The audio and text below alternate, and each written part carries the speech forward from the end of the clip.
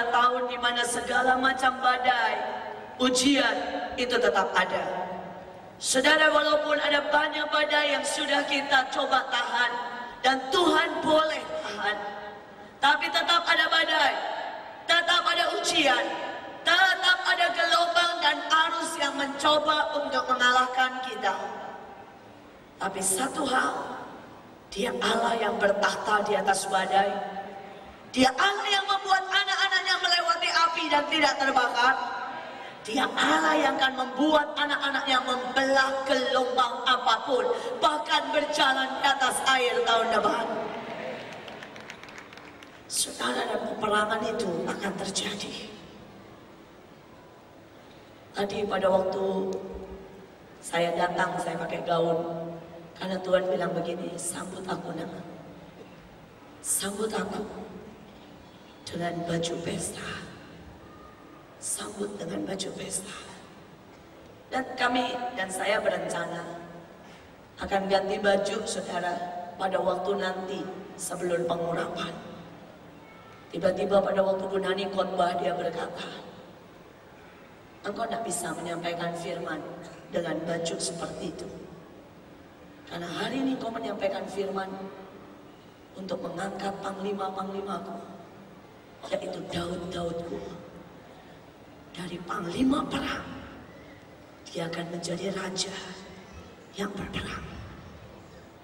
Dari panglima perang, dia menjadi raja yang berperang, menduduki, memerintah, menggenapkan semua kehendak Allah.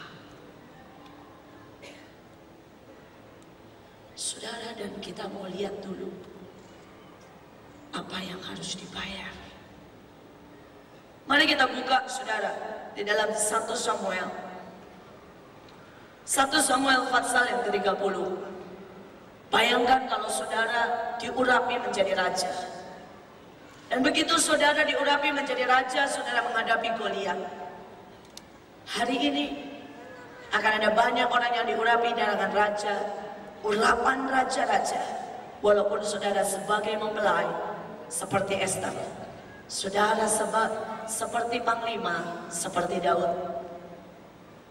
Tapi kita berpikir bahwa setelah kita terima pengurapan itu, kita akan bertemu dengan emas. Tapi Daud setelah dia terima pengurapan, dia bertemu dengan Goliat. Siapa yang siap ketemu dengan Goliat? Puji Tuhan, masih ada yang angkat tangan. Saya cuma lihat satu orang loh angkat tangan di situ.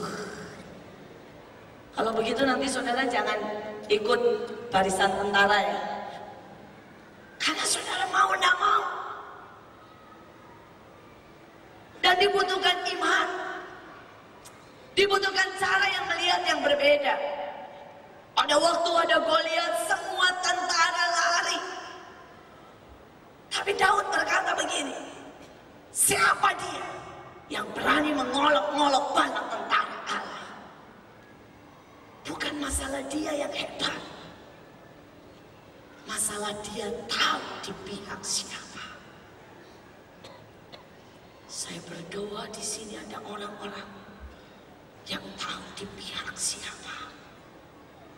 Dan selama kita seritme, seirama, persis sama dengan kehendak Tuhan, katakan, siapa yang berani mengolok-olok bala tentara Allah? Saudara Mahanaim hampir diserang dan mau diserang sudah lebih dari 5 kali. Penyerangan yang pertama, saudara, mereka sudah mengumpulkan lebih dari 200 orang. Saudara, dan mereka berkeliling dan tidak menemukan. Akhirnya mereka duduk persis di depan kami. Dan hadirat Tuhan menerpa mereka. Mereka semuanya menjadi bersukacita. Duduk, ngobrol, makan, bubar. Dan sejak saat itu mereka tidak pernah kembali lagi. Penyerbuan yang kedua, mereka sudah mengumpulkan orang 3.000 orang. Dan hari itu terkumpul 3.000 orang. Dan pemimpinnya dalam perjalanan menuju tempat itu mati seketika. Masalahnya bukan siapa-siapa, tapi di pihak siapa. Di pihak siapa. Tapi sekalipun kemenangan demi kemenangan dilewati oleh Daud, toh dia mengalami diusir dari bangsanya. Dia mengalami harus lari. Dia mengalami difitnah, dianggap penjahat.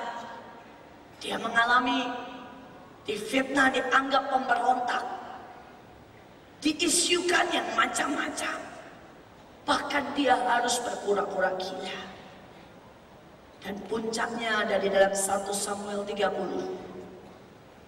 Ketika Daud serta orang-orangnya sampai ke Siklag, pada hari yang ketiga orang Amalek telah menyerbu tanah Negeb dan Siklag. Siklag telah dikalahkan oleh mereka dan dibakar habis. Perempuan-perempuan dan semua orang yang ada di sana, tua dan muda, telah ditawan mereka.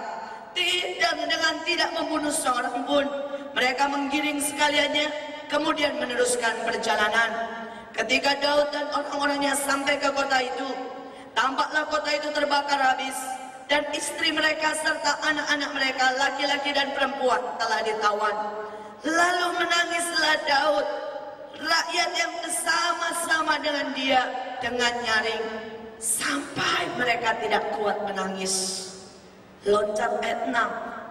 Dan Daud sangat tercebir karena rakyat mengatakan hendak melempari dia dengan batu. Seluruh rakyat itu telah pedih hati, masing-masing anak-anaknya laki-laki dan perempuan. Tetapi Daud menguatkan kepercayaannya kepada Tuhan Allahnya. Lalu Daud memberi perintah kepada Imam Abiatar, bawalah efod kepadaku. Maka Abiatar membawa efod itu kepada Daud. Kemudian bertanyalah Daud kepada Tuhan, katanya, haruskah aku mengejar gerombolan itu? Dan dapatkah mereka kususuk? Dan ia berfirman kepadanya, kejarlah, sebab sesungguhnya engkau akan dapat menyusul mereka dan melepaskan para tawanan. Saudara, akan ada satu titik dalam hidup ini, seolah-olah Allah membiarkan kekalahan. Ada satu titik dalam hidup ini, apapun yang ada di tanganmu terlepas. Di saat itulah akan muncul reaksi yang berbeda, sikap hati yang berbeda. Sikap hati seorang pengecut akan marah dan mulai mengambil batu, melempari temannya, melempari pemimpinnya, melempari Tuhan dengan kata-kata cemooh, hujatan, bahkan ketidakpercayaan. Tapi titik itu yang sikap hatinya benar, yang sikap hatinya seorang pahlawan, akan menguatkan hatinya dan akan bertanya kepada Tuhan. Dan kalau Tuhan berkata kejar, kejar, dan jangan pernah berhenti sampai engkau menghabiskan semuanya. Saya ingat beberapa tahun yang lalu, saudara, saat itu seolah-olah semuanya habis. Ada fitnah begitu macam. Saudara, mobil saya ditabrak, kaki saya luka, Sehingga untuk berjalan pun susah. Anak saya sakit karena segala macam isu. Donatur-donatur yang biasa memberi Mahanaim berhenti seketika. Saya mengalami kesulitan. Hampir-hampir tidak bisa bayar operasional saja, tidak bisa. Saudara, dan hari itu sebenarnya saya sudah mau give up. Saya masih ingat, saya benar-benar sudah berkata, saya tidak tahu yang salah di mana Tuhan. Tapi ini titik paling rendah yang Mahanaim alami. Saudara, dan saat itu Roh Kudus diam, Tuhan diam, semua diam. Ada satu saat dalam hidup ini, saudara bertanya dengan Roh Kudus, dia diam. Saudara tanya sama Yesus, dia diam. Apalagi tanya sama Bapa, lebih diam lagi. Kenapa? Dia mau melihat sikap hati kita. Dia mau melihat yang paling dalam. Dan saat itu saya memutuskan untuk naik ke tingkat 5. Saya tahu di titik yang seperti itu tidak ada cara lain selain saya menguatkan diri saya. Saya naik ke tingkat 5 dengan kaki yang masih bekas luka dan sakit. Saudara, bukan mau bunuh diri loh saudara ya. Saya berdiri di atas tingkat 5, di atas atap di tempat Mahanaim. Saya berdiri persis di pinggiran di mana saya bisa lihat kota Bekasi. Dan saya angkat tangan. Dan saya berkata, Tuhan, awalnya Engkau, di tengah Engkau, akhirnya pun Engkau. Buat aku, bagianku, tetap berdiri di jalan sesakit apapun. Buat aku tidak ada kata berhenti. Karena sejak awal Engkau memanggil aku, Engkau beri generasi Yoel. Yoel 2 yang berkata tidak terhentikan.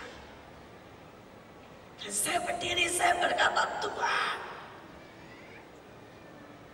saya cuma bisa berkata, saya tetap di sini sampai habis semuanya. Saya tetap di sini. Saya tidak akan keluar dari panggilan. Saya tidak menyesal satu kali pun dan satu hari pun atas panggilan dalam hidupku. Dan saya tidak pernah menyalahkan Engkau untuk apapun yang terjadi. Kemudian saya berkati Bekasi. Saya berkati Mahanaim. Setelah itu saya lari buat Tuhan.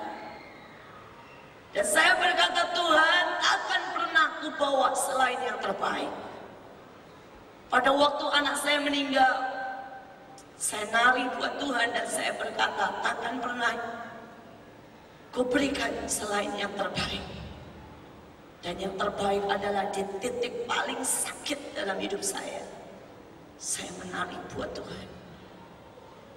Pada waktu anak saya meninggal, saya angkat jasad anak saya dan saya nyanyi, takkan pernah ku bawa selain yang terbaik. Dan hari itu saya berkata, di titik terendah saya akan angkat lagi pujian itu. Takkan pernah ku bawa selain yang terbaik. Begitu saya nyanyi, Tiba-tiba itu seperti puting beliung, angin itu datang. Dan saya tahu itu Tuhan berputar, berputar, berputar. Dan dia panggil saya. Saudara, ada 2 nama yang Tuhan kasih, banyak nama yang Tuhan kasih. Tapi hari itu dia panggil saya dengan nama Iin. Dia berkata, Iin, impossible is nothing, itu namamu. Impossible is nothing, itu namamu. Dan saya mulai menangis. Saya berkata, ya, bersama Engkau, impossible is nothing. Dan saya tiba-tiba lihat penglihatan. Hujan mawar biru itu datang. Dan dia berkata, kasih setiaku selama-lamanya dalam hidupmu. Dan yang ajaib, hari itu saya turun, ada orang kirim saya mawar biru sungguhan dari Belanda. Dan Tuhan bilang, bukan cuma di rohna, bukan cuma di jiwa, jadi daging. Dan Tuhan berkata, lihat, mulai hari ini semua berbalik. Dan sejak hari itu semua berbalik. Semua berbalik. Tuhan membawa kami sampai Tuhan membuat kami boleh mengadakan di Monas. Tuhan memberkati kami dengan pabrik air, pabrik roti. Tuhan memberkati. Kemarin malam Tuhan ngobrol dengan saya dan saya tak bisa berhenti menangis. Dia berkata, Bahtera pertama cuma Mahanaim yang buat tarian, dan tariannya pun jelek banget. Ini tidak tahu Bahtera keberapa. Setiap kota buat tarian, dan di setiap tarian ada glamor, ada honor, ada kemuliaan, ada keindahan yang ajaib dari Tuhan Yesus Kristus.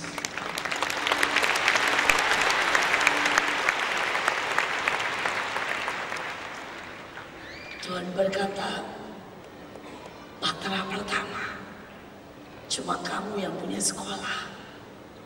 Hari ini semua punya sekolah dalam bentuk yang berbeda-beda. Dan Tuhan sebutkan begitu banyak lagi. Dan Tuhan berkata, Bahtera pertama, cuma Mahanaim yang ngerti arak-arakan kecil-kecilan. Pakai banner yang sangat sederhana. Dan Tuhan berkata, hari ini nak, 33 provinsi arak-arakan. Lebih dari 500 kota arak-arakan. Dan lebih dari 500 kota, banner bendera kerajaan surga dikibarkan atas seluruh Indonesia.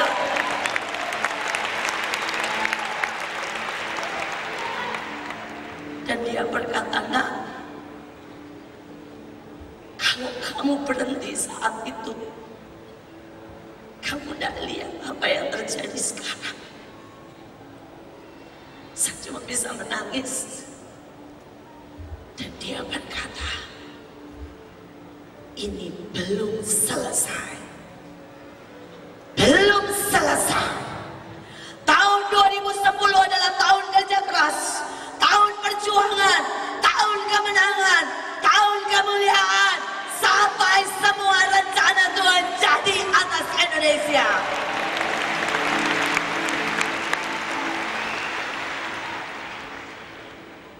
Dan tadi malam dia berkata, pimpin peperangan itu sampai selesai. Saudara, di atas semuanya, mari kita lihat berkat Daud. Tadi saudara sudah lihat harga yang harus dibayar. Tuhan sediakan lebih banyak berkatnya daripada harga yang harus dibayar. Mari kita buka di dalam 2 Samuel 23. Inilah perkataan Daud yang terakhir. Tutur kata Daud bin Isai, dan tutur kata orang yang diangkat tinggi, orang yang diurapi Allah Yakub, pemazmur yang disenangi di Israel. Saudara, Tuhan berkata engkau akan diangkat, engkau akan diurapi. Salah satu yang Tuhan paling favorit dari Daud, dia itu pemazmur, dia penyembah. Saudara tahu kenapa saya buat lagu atau sering kali tulis kata-kata lagu? Karena sering kali kalau saya sudah berdua sama Tuhan, Tuhan mulai gunakan kata-kata yang begitu indah. Dia itu suka main pantun dan puisi, dan saya balas lagi dengan yang lebih indah. Tapi tidak bisa mengenangkan Tuhan. Maksud saya lebih indah dari punya saya yang dulu. Dan dia balas dengan kata-kata yang jauh lebih indah. Dan dia selalu senyum dan berkata, aku menyukai pemazmur-pemazmur yang mengeluarkan cinta, mengeluarkan gairah, mengeluarkan nada yang selalu manis didengar Tuhan. Saudara, dia tidak berhenti sampai di situ. Dikatakan ayat yang keempat, ia bersinar seperti fajar di waktu pagi, yang sesudah hujan membuat berkilauan rumput muda di tanah. Sebab ia menegakkan bagiku suatu perjanjian kekal, teratur dalam segala-galanya. Sebab segala-galanya dan terjamin. Sebab segala keselamatanku dan segala kesukaanku, bukankah Dia Tuhan yang menumbuhkannya? Saudara, Tuhan berkata, nah, setiap mereka yang melewati peperangan itu dengan cinta, dengan hati yang melekat kepadaku, dengan ketetapan yang tidak tergeser sedikit pun dari panggilannya, yang punya hati pahlawan, yang punya passion yang tidak pernah padam, dia akan diangkat, dia diurapi, dia seperti fajar, dia mendapat perjanjian kekal, teratur dalam segala-galanya, terjamin tubuh, jiwa, roh, ekonomi, apapun terjamin. Dan aku memberi keselamatanku dan kesukaanku.